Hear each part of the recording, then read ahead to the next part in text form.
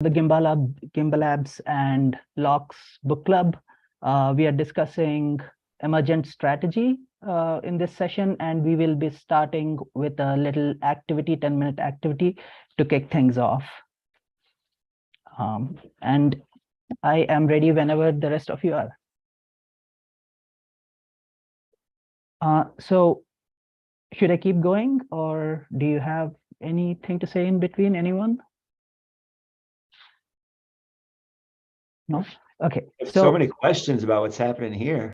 Yeah, so the first activity is all written there. So you will have to go through this, and we'll be starting the timer. I don't have access to the timer on Miro. Is there like someone who has access to timer on Miro by any chance? Let me see if I can get it up. Even if not, I can use like a stopwatch.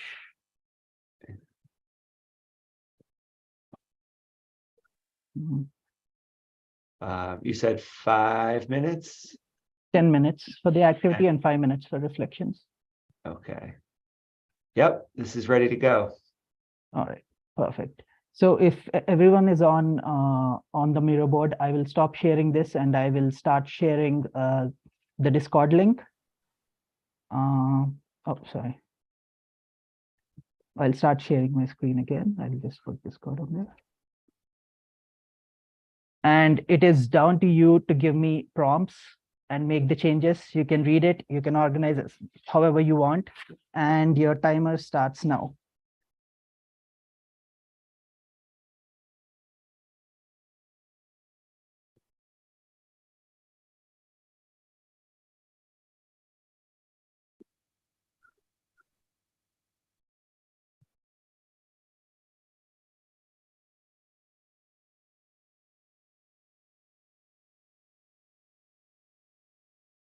And if anyone has subscriptions to Midjourney, please feel free to access it, or you can use any other resources you want. So we're going to ask you to type things in on the Discord there. If you do not have access to Midjourney, yes. Oh, okay. Okay.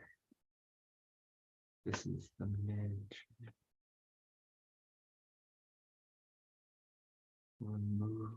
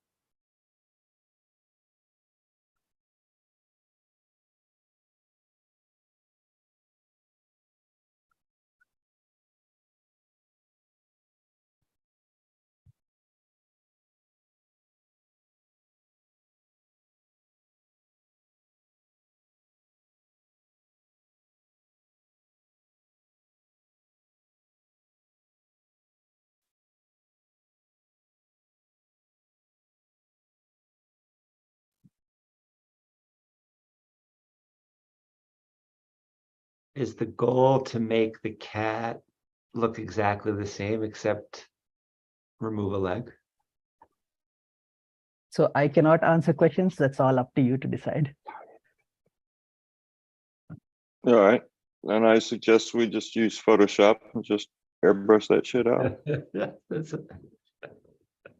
So check out rule number 1.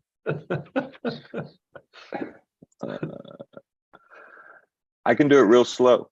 I can do it. What if I am an AI using Photoshop? I think the slow journey would be to have it mate with 4-legged cats over and over again until we get a 4-legged baby. How many iterations? Yeah. I probably have nothing productive to say. I only see 4 legs in the first place. I was going to say you could always reference the image. So put in put a digital reference link into that image, and then we can write a script to prioritize 4 legs. And hopefully you'll retain the image and then it'll just redo the legs. Do you guys know how to write that up? Let me see.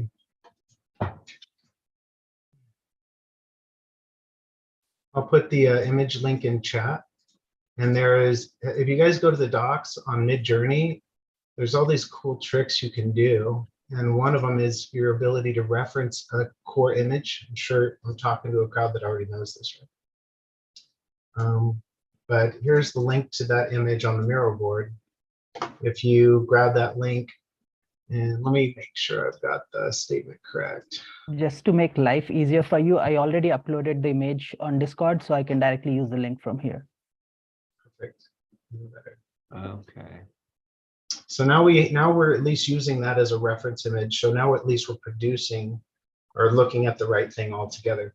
And now the question is how do we prioritize legs on the cat? I know there's a way to prioritize something. Well, let me see.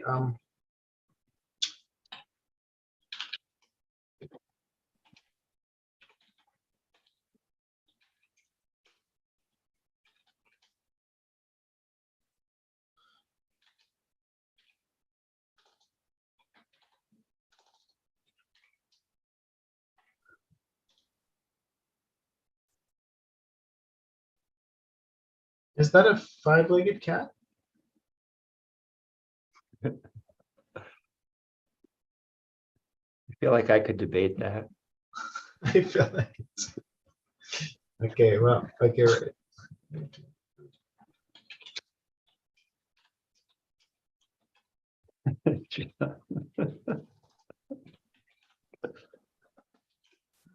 This is fun. Let's see what we got. 5 minutes left. Oh my goodness.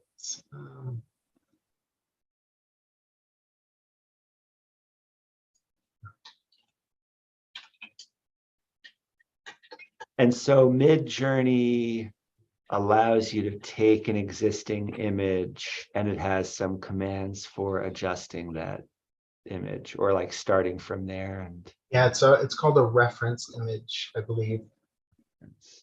And you put it at the beginning of your statement with a call. I'm looking for that call right now. I think it might be REF or R or RF or something like that.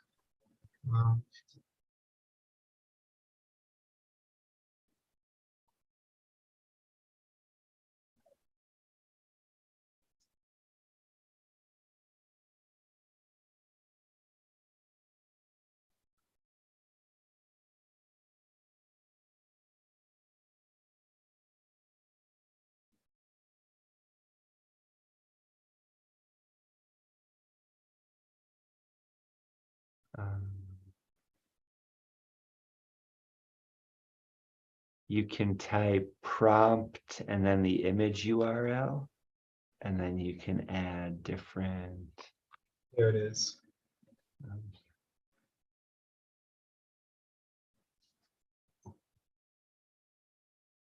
PRO.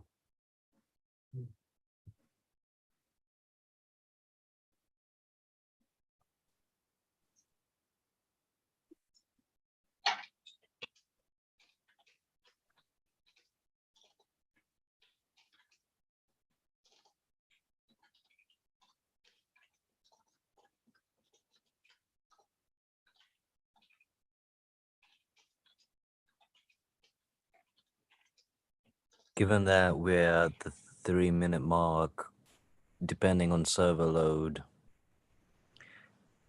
some images might not come back in time. That's how long it takes even for the first response at this point. But I'm still waiting for mine. Oh, really? Yeah.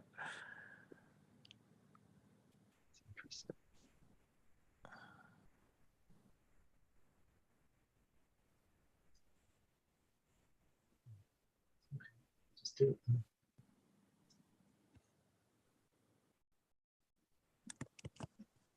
Now, do you want me to write the prompt and then put it in chat, or do you want me to submit it? Either way, you can either tell me or you can write it down. Okay. Let's see.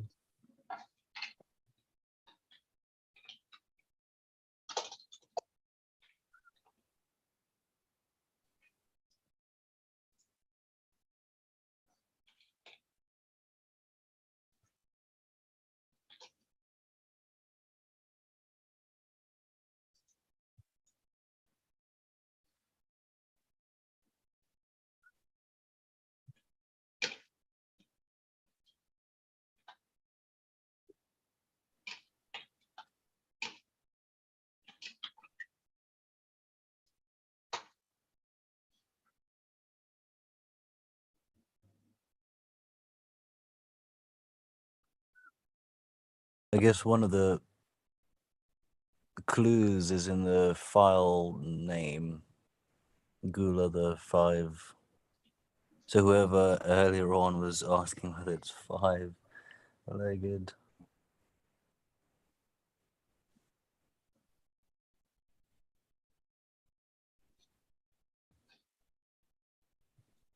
So the prompts that are being posted in the chat, do you want me to put them in, or is it for reference?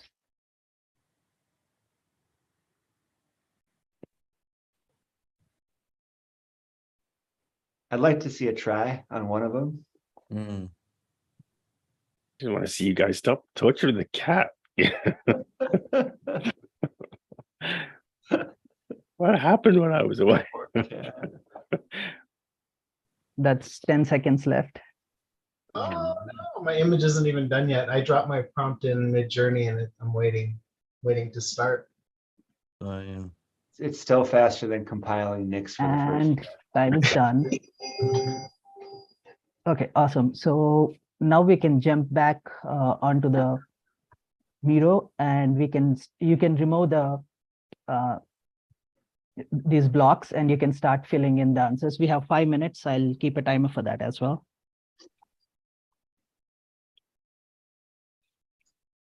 And I'll just remove these.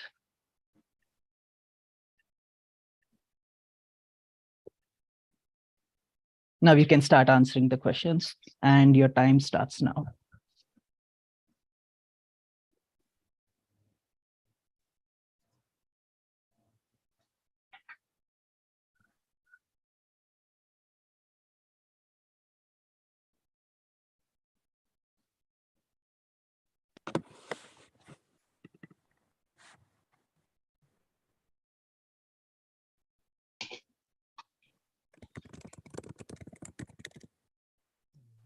So,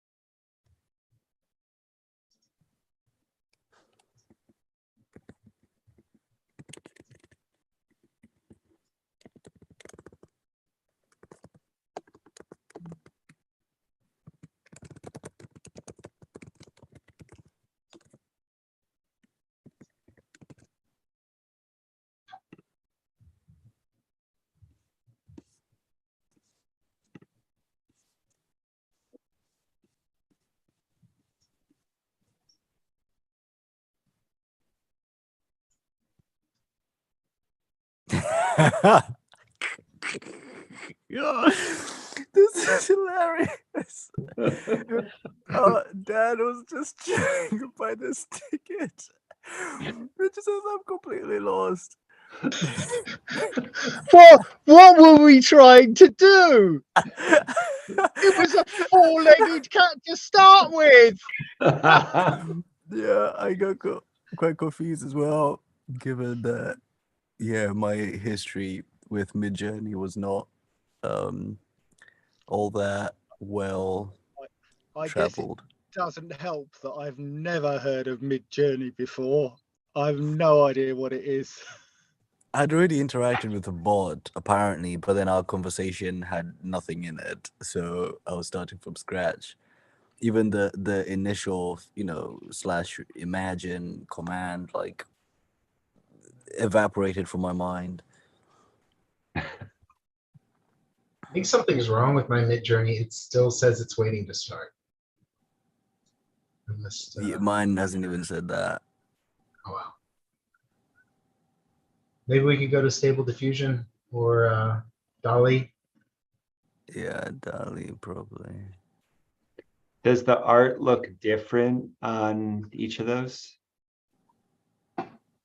They all have different styles, but depending on the type of prompts you create, they can generate similar looking art because they respect the same rules and they're dipping into similar databases. Mm.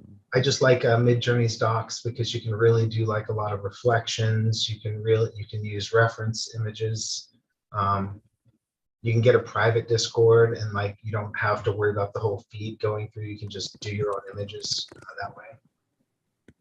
And these days with free upscaling, it's so easy to just grab any image and then upscale it to your needs and just use it. I've made some pretty cool stuff.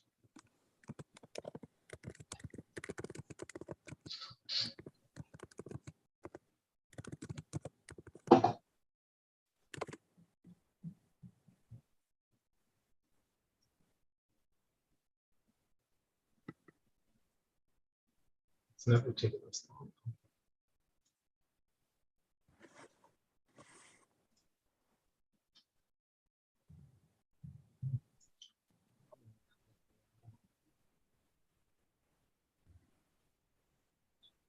So we have 15 more seconds for reflections, and then we'll jump into the book.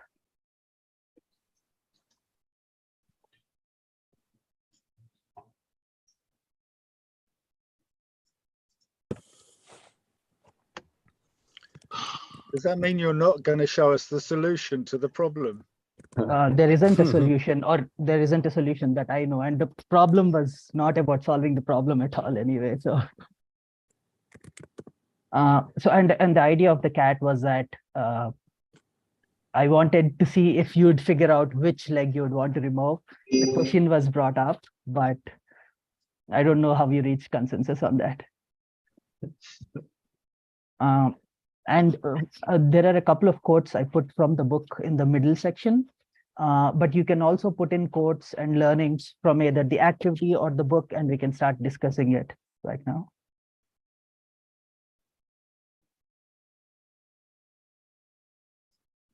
Is there any reflections anyone wants to talk about, either about the activity or the book?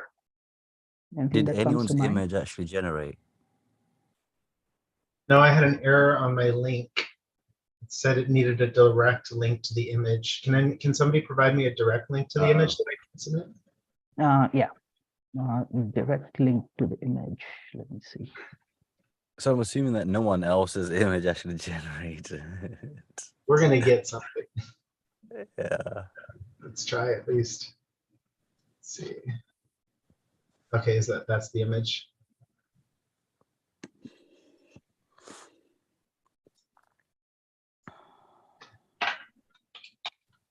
I mean, I copied the link from my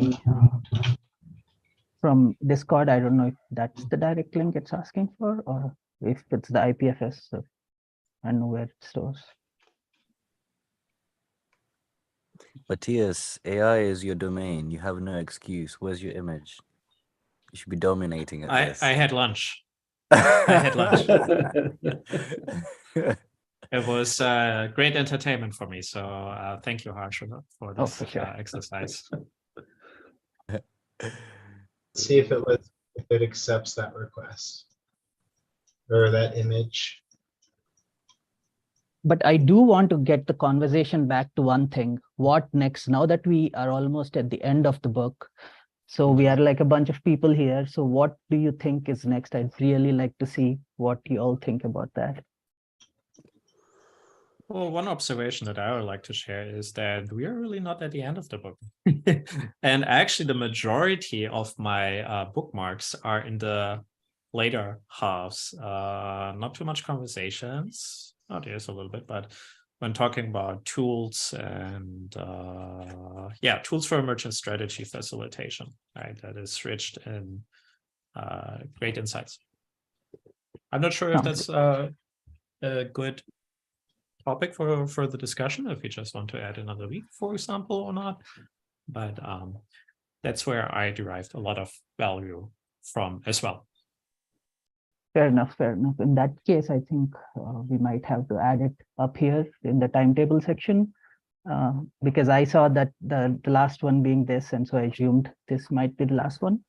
But yeah, I'd like to know what you thought about this chapter, creating new possibilities. What does that even mean according to you? Anyone? Matthias, it's gratifying to hear you say that. And you know, like in conceiving of this book club, it was hard to know how long to stretch it out. And this has been, I've really enjoyed this experience. And so if anybody's interested in continuing and maybe using that facilitation guide or the self-assessments to start thinking about tokenomics, I would personally be really interested in that. And to kind of like both related to this was a delightful way to open, Harsha. Thank you for that experience. And it points me to, I highlighted page 159. It just says meaningful collaboration both relies on and deepens relationship. And I love that. And right, this chance to laugh at this cat together makes me want to work with all of you more, right? And the reminder to have those experiences, it's really good. And I'm excited to see where else, like how else collaboration might deepen our relationships as we start to look at if any of this applies to tokenomics or wherever else we might go.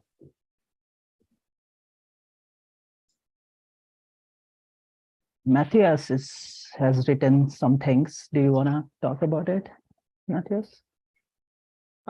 Yeah, so there are two quotes that stood out to me. One is, when forced into a binary, you always choose wrong, right? From Jelani Wilson.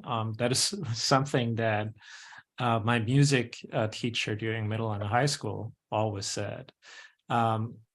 Taking probably into a different context, it was more than talking about chance, and of course mathematically it should even out, but I think this talks about a lot of, or I take it as given the author's background, and I have not looked actually up Jelani Wilson, so I might totally misquote her, but for me, in the context of the greater book and the author's story and who she often refers to as well, I feel that the normative ways that we're thinking of heteronormativity, there's a male-female situation, and let's not acknowledge anything else. The same applies to gender roles, right? Men, women.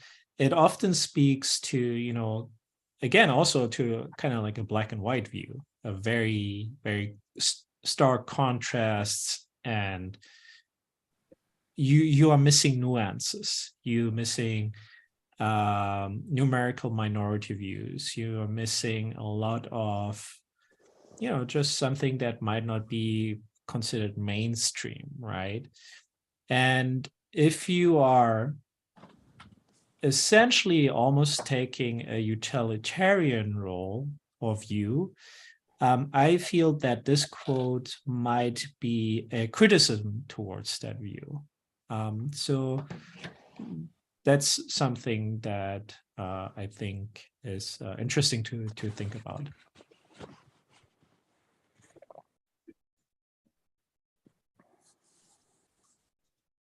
So there is also another quote that speaks about vehicles, which is exactly like being a wave and being solid. But yeah, it speaks about the binary. So in that case, for me at least, like when I was reading it, I remember the quote that you put in, and I remember waves. In the waves, they're basically saying you take both into consideration and be both at the same time, right? So what does that mean to us, though? I'm just in our context, what do you think it means? What is? So I viewed this as a as an exercise, leading into a tokenomics, another tokenomics group. And, like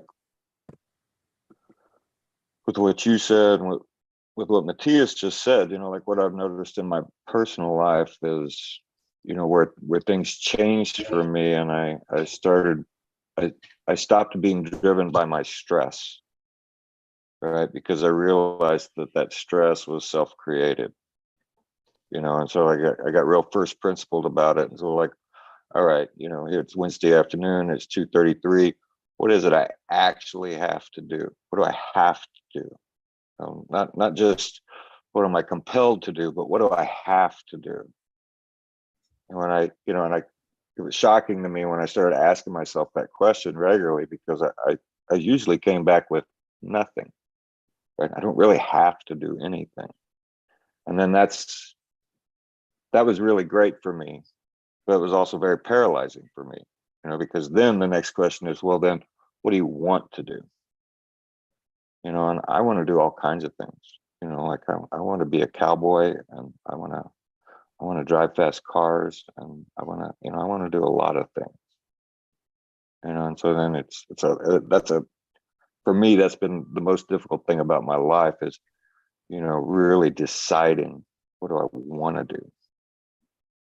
And, you know, when I try to apply, you know, where we are as a group and what we've talked about in terms of like what we want to do in Gimbal Labs, you know, I can say all the things I don't want to do with tokenomics, right? I don't want to promise anything. I don't want to create a security. I don't want anybody paying attention to us except for the people who just fucking love us, right? You know, I want us to find a way to give substance to the idea that the gimbal has got value, because it's only been given to people who are valuable in one way or the other. And figuring out that trick is, for me, living in that Occam's razor of you know, duality. You know, it's not this, but it's not that either. You know, we touched on this a little bit in Playground and yesterday, with the idea that if we're trying to flip the economic system of the world on its head, then, you know, we're saying that it's not the way it is now, where money is what decides what's valuable, and the people who control the flow of money are telling us where the value lies. But the real world in all of us knows that the value comes from what humans create and build and capture somehow for value. And I realized yesterday how strongly I feel about that what we really want to do in any kind of tokenomic structure is creatively represent creativity through a tokenomic scheme.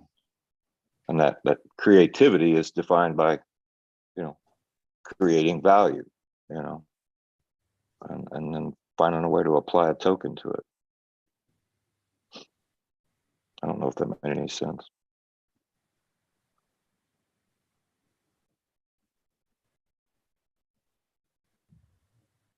Dan, you can go. Yeah. I was just going to respond to what Steve was saying about the all the things that he would like to do: drive fast cars and be a cowboy. You sound like you're my soulmate, Steve. I'd love to do those things, but one of the things that I have learned in the last year or so is to focus on what you have, be grateful for what you have, and look at the wonder in the world that you live in now, rather than looking outside of the moment you're in to what could be. I mean, plan for the future by all means, and there are things that you've got to do in order to survive. But I think being grateful for what you have in the moment.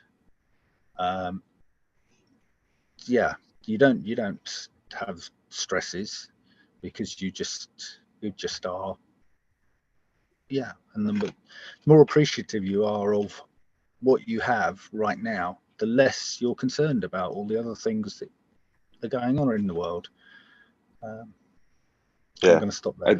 I've always kind of felt like, you know, if you can take a deep, full breath, you know, and fill your lungs and not experience any pain, then you actually don't have any problems. But a lot of people think differently. Yeah, when my back's aching, I was humping 25 kilo bags of coal down the length of the boat today, and my back's a little bit, it's telling me I shouldn't have done it.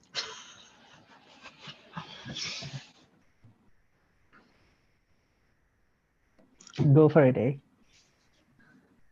Hey, yeah. So a few points. I want to reflect on the point that Matthias made about binary. And then I want to bring it back to a conversation which we had during one of these sessions where I referenced a book, Thinking Like a State, and how that refers to what has been going on, I think, lately within the Cardano ecosystem. Yeah, so I'll start with the with Matthias's point. In the Tree of Life, in the trailer, there's this wonderful, you know, it's set in the 1950s when, you know, the world was coming out of World War II, and there was societally this clear distinction between the feminine and the masculine. And in the trailer, you know, in the beginning, there's a sequence between the mother and the father where the it opens up with the mother saying, you know, in life there is the way of nature and the way of grace. To, in a way, I believe, refer to, there's sort of like the tough love of the father or the kind of nurturing nature of the mother. And I think in life, often from my perspective, people tend to think of the presence of binary as lacking in nuance, when really a binary is a distinction of particular points within a spectrum, right? I think the issue comes in when people start to really emphasize you're either this or that. I think, you know, that starts to take away from stuff. I wonder what video James just shared. It's probably the trailer to Tree of Life, or probably not. I don't know.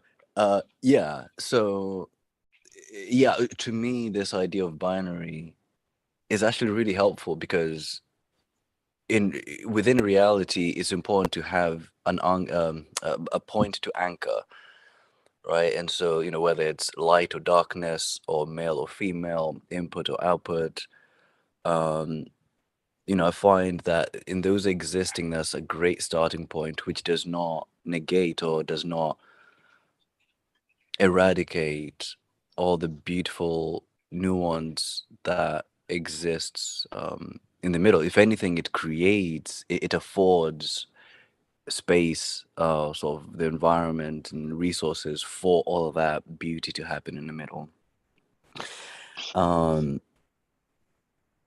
Yeah, so that duality propagates nuance. Now, coming back to the second point, which I think, you know, refers to what's going on, at least in the conversation yesterday, primarily, I think, with regards to contingent staking. I think what's happening here is, from Charles's perspective, right? And again, to bring it back to tokenomics, I think in the same way that Lockhart mentioned the creation of value, I would argue there's even a binary there where you've got the individual and then you've got the outcome or the value that they created, right? Or manifested, and then that's then reflected in some numerical representation, right? Which is like like the tertiary, the third leg of the cat, so to speak. So from a tokenomic standpoint, there is this need, or at least I see it, when someone's trying to sort of think about incentives and create an environment, one can easily think, okay, I have to kind of impose my view or my will and create a geometric straight lined environment where everything is super efficient. And this is what I see Charles doing, and not really thinking about the messiness which is required, right? He's like, no, the ability for the state to come in and be able to do this, or even for the community to be able to do this, to enable the equivalent of building a city, with sort of like super straight lines where law enforcement can just permeate the environment and really enforce their will on the population, compared to, say, for example, a favela type environment, or a slum just in general, where it's not so much the same, right? Like in terms of navigating there, law enforcement, would find it difficult. Yes, there's some bad things which happen within that, like weird glut, or sort of the thicket of people and buildings and structures and all sorts of obstacles. But there's also beauty within that. And so I think, bringing it back to tokenomics and being incentives, and us, for the most part, being architects right now who are putting in place path-dependent decisions which will affect, folks who come, thereafter, after us. I think it's, really upon us to remember that creating an environment of clean lines and, where stuff is super efficient and super clinical and sterile isn't particularly the environment that good ideas or life kind of thrives within. Oh, Matthias, man. Okay. I'll finish my my train of thought. I'm worried we've got like 5 minutes. Yeah. So basically, beware of the architect's ego, and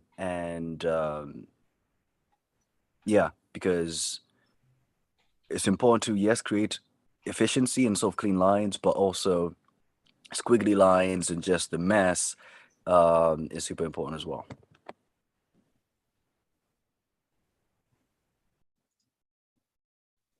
I'm not exactly sure how to follow that up. There was a lot of great insights, but I do believe there maybe we can talk a little bit about vehicles and duality. I think that would be elegant, as A was talking about, seeing the binary and not being forced into a binary on a scale, right? It is more analog than digital, less definitive, less distinct. So that's interesting. And if you combine that, well, what about if you can be at 2 points on a scale at the same time? I think vehicle is very interesting. Since we are talking, Harsha framed this conversation also about, okay, what's next, right? What are the possibilities to create? The other quote that stood out to me, which was the one that came actually directly before the earlier one in the text, right? The world we want is one where many worlds fit. Sounds great, right? However, that was given by the Zapatistas, and the Zapatistas, I know from one of my sociology professors who actually lived with the Zapatistas during her doctorate program, is founded in pluralism. The type of pluralism that has clear defined boundaries. I believe, you see that in many places in Canada, for example, right? And this is not a value. But thinking about what James often says, right? I think in how we can move around different spaces, that is something that is very attractive to me. So this is actually not it, right? The world we want is one where many worlds fit. Yes, but not to the exclusion to others, right? We can be in many spaces at the same time, or we can just move around, right?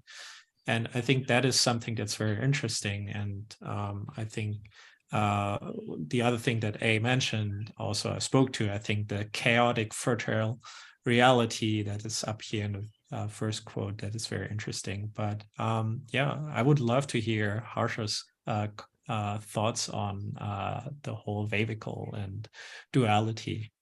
So that is one of the things I wasn't sure how to go about, like what I understand it in the scientific sense, but and also in terms of like the movements that are happening in terms of gender or other things, I completely get it. But in terms of tokenomics, what does duality mean? Does it mean like, yeah, I don't know. I don't know how to think about it, to be fair. In the context of the book, I get it though. I mean, we often hear, right, oh, it's a utility token and it's also a governance token and it might be a security, but right. I don't know if that speaks to it. You know, one of the best descriptions, you know, for me, this explains duality in terms of like, how do we deal with duality, right? Because it's around us, you know. Atomic particles are either negative or positively charged, you know, and there's male and female and all of that. And, you know, like the best description I ever heard about the universe was somebody saying, you know, that it is reflective and it is responsive, right? And so like those things that you don't identify, that you're seeing or observing or interacting with, they're another part of yourself that you may or may not want to see, or you may or may not understand, right? And that's an ongoing dilemma we all have to deal with when we're dealing with the other of whatever kind of thing it is. But the other side of that description of reflective and responsive is we can engage, you know, and not engaging is a particular form of engagement. You know, it's non-engagement.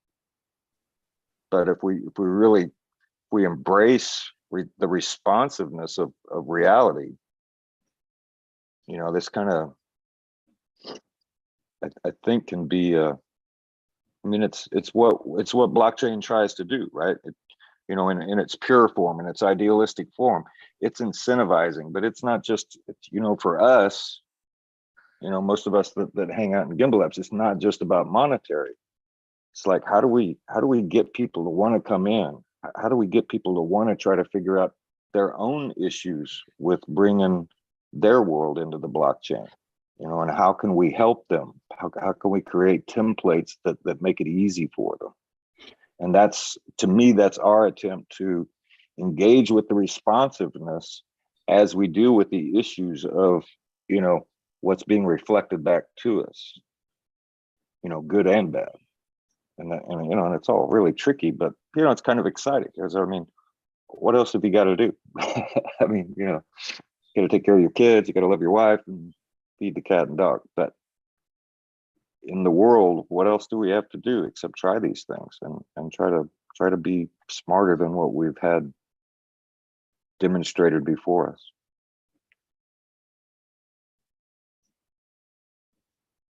You can go, James. There's this concept of centering marginalized communities, and she says that imagination is one of the spoils of colonization. And Steve, for some reason, while you were talking about that, it just made me think, one way to think about duality in tokenomics could be that any system, tokenomics or otherwise, that we're building, one duality is that you can take it on its own terms, or you can fork it and make it your own thing at any time.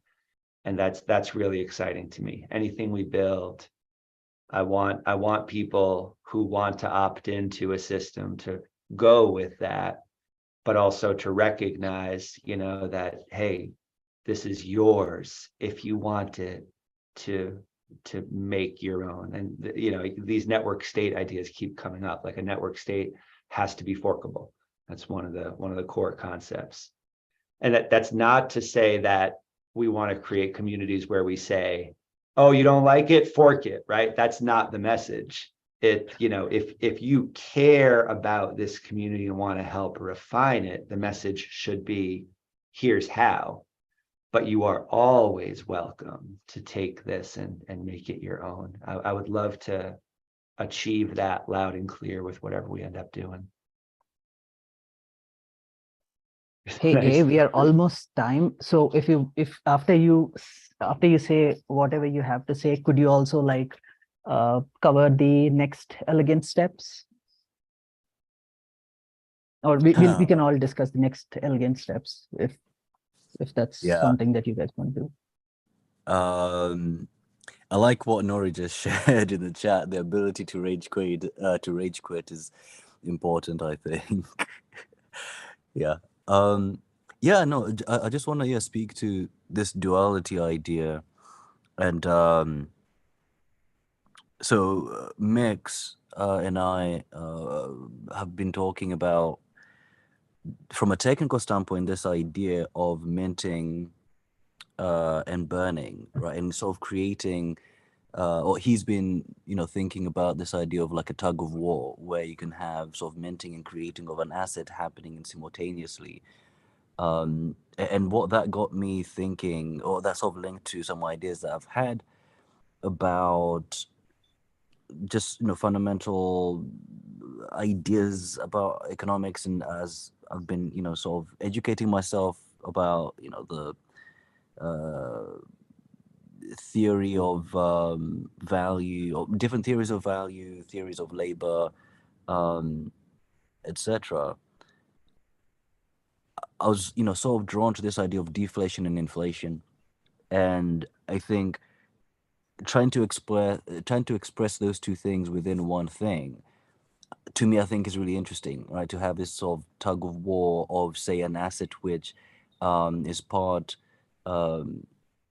deflating, and then the other part is gradually inflating, and how people interact with it, because I don't think historically such a thing has ever existed, and I think maybe couldn't have until now, with the technology that we have now, within crypto.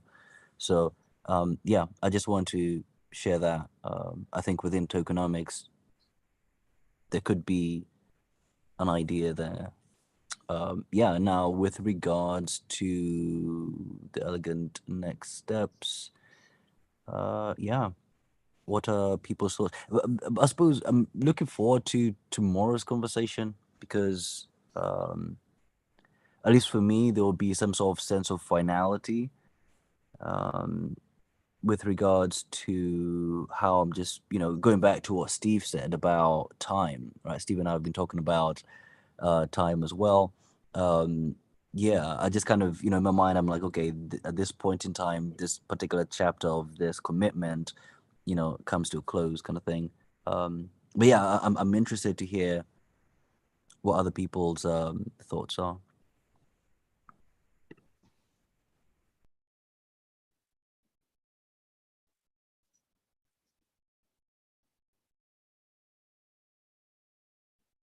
Can I chime in? I think one of the most valuable things that I've found from book club is the sense of community, and not that it's not structured around the work or the coding and GPT and all the other things that are discussed separately, but it allows people to become more of a community, I think. And I think that's an important thing. I've certainly felt very welcome by everybody. I've only been hanging around since the start of January. And yeah, I feel that I am part of a group and part of something that I don't contribute a huge amount, but I feel at times that I can contribute. And hopefully that will get more and more and more as I learn more and more and more. So I think what I'm trying to say is I think the community aspect of book club is very important, and in some form or other, be it another book club or something, we have an informal forum where we can talk ideas through without necessarily having a sort of a focus on blockchain stuff.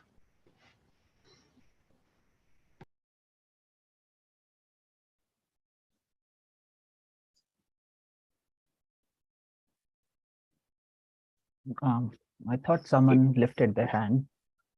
Yeah, I had my hand up. Do you want to go, James? Yeah, and if I'm kind of flowing with you guys, I think if we're looking for the essential next steps, at least from my perspective, I found success in contacting and working directly with the schools. I think you would be shocked at how receptive they are to receive any kind of free education or discovery on new technology. You guys know I'm tied in with UNLV and Blackfire here in Las Vegas, and their primary focus is educating new and small businesses on how to use technology in the future in Las Vegas. And so it's a really neat fit that we with Cardano have all of these nice resources. We have all of these connections to learning and connections to concepts and understanding and technology, and with our company Carpool Education, we're fitted there to educate companies as they come through, to teach them how to use these tools for their business. And I really think if we want to focus on the next steps, it really is that one-on-one education. It is the community that we're building. Every day, we should try to teach somebody why. We're not selling anything, guys. We're teaching people where freedom has migrated. And freedom has migrated into technologies that are built in a way that allow individuals to retain their freedoms without a central authority or government that can choose before you. And that's the interesting thing we're starting to reveal with these networks, is if they're not properly constructed, there can be some leveraging aspects of the sub layers that we don't want to implore. We don't want to feed the wrong wolf, right? Right now, all of these networks, they're new. And the reason why VCs gravitate towards certain environments is because there's money to be made on those people. When they enter that environment, they can be gamified in some ways. And so a lot of marketing and advertising goes to those environments. Whereas the free and neutral and really cheap environments that are just as secure and stable, when people hold and own their own money, a company can't come in and gamify you and try and pull money away. And so it really does become an education of just comparison. You grew up in this system and you utilize this system. How's that doing for you? Is it helping you get ahead? Is it helping you grow? Are you where you thought you would be, at this time? Or do you feel like you should have been further along?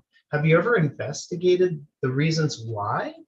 Have you ever seen where those deficits are coming? Because new technology is plugging some of those gaps, and it's allowing individuals to grab hold of their value and start to allow you to take control of that. And it's a really interesting and scary concept, because it gives you two things. It gives you your true value that you're creating back to you, but it comes with responsibility.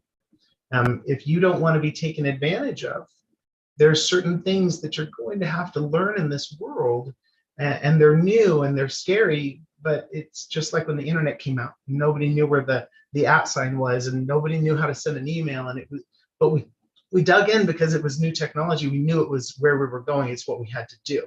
This is a very similar moment.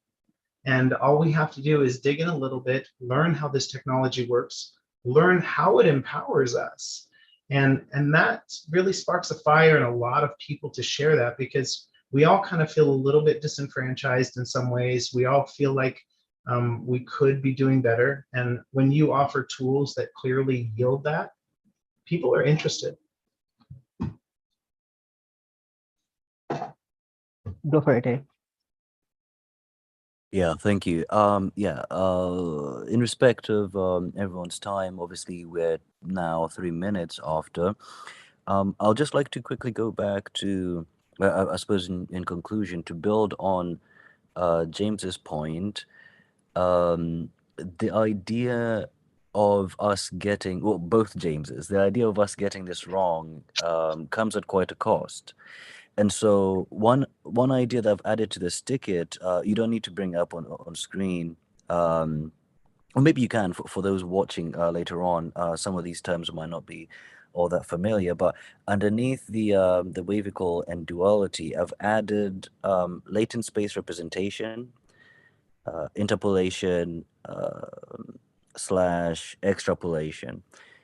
These are concepts with, well, at least latent space representation, is a concept within, I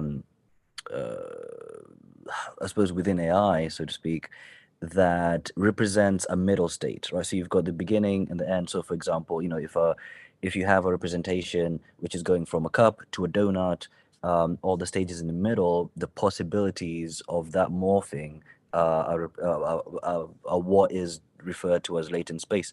And right now we are seeing some litigation happening with regards to, I suppose, stable diffusion. And the argument, from what I can gather, is that some copyright litigation is happening, with regards to all the images that it was trained on, and people saying, or at least the lawyers trying to argue that within that middle state, there's a whole bunch of gray areas, or somewhat not really seeing as gray area. People are saying that that representation is extrapolative or interpolative, or maybe even extrapolative to some degree on on other people's copyrighted work.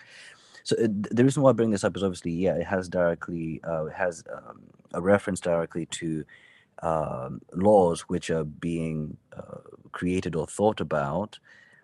But also, to me, I think latent space represents sort of the potential outcomes, right? It's sort of like this middle state, middle maybe states. And as we are thinking about sort of architecting stuff, and also incentives within this, to be aware that there's this potential for us to be able to kind of like have some sort of like, not premonition, but the ability to have an environment where we can, without great cost, experiment and see, what different possible outcomes could be, in a way that we've never really done before, powered by things like the pattern recognition within machine learning, or just AI in general, and how that augments our ability to think, our ability to incentivize and compensate within crypto, and just the ability for computation to be able to actually be executed in new and novel ways that can then be reflected back to the value that we create and share between each human within each other, kind of thing. So yeah, thank you for listening to that. I know it's been over time, but I just wanted to sort of quickly share that out.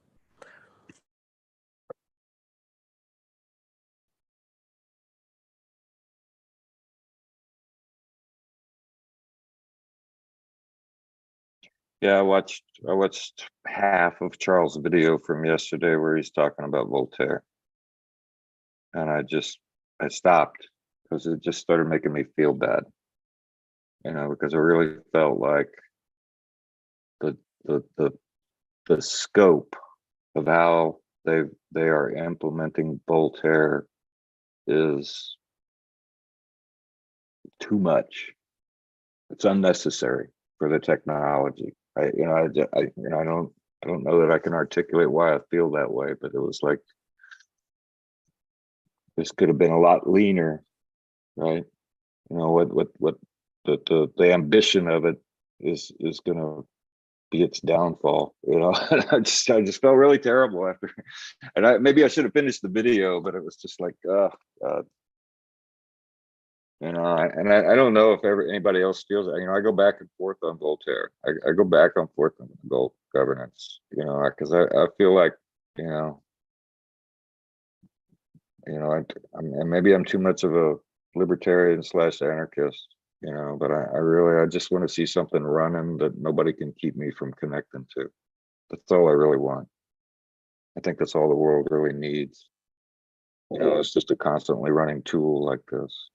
And this idea that we have to govern, you know, like a fledgling nation state. I mean, Jesus. You know, you don't have I mean, you know, it's just, and I don't know how you get to the point where everybody has the same common sense of the situation. You know, it's a madhouse out there, the way people talk about Cardano, you know, there's no common sense about any of it. So I don't know. You just gave us prompts for another 5 hours of conversation. Yeah, I know. And you know, and I'm actually an optimistic guy, but I feel like I'm a downer. So you know, I'm sorry. There's work to do. It's exciting that we get to do it. The problem with common sense is it's not very common. Yeah, no, it's not. Harsha, thanks for setting a pretty cool model for facilitation. Really enjoyed this one. Sure. Thanks for jumping in.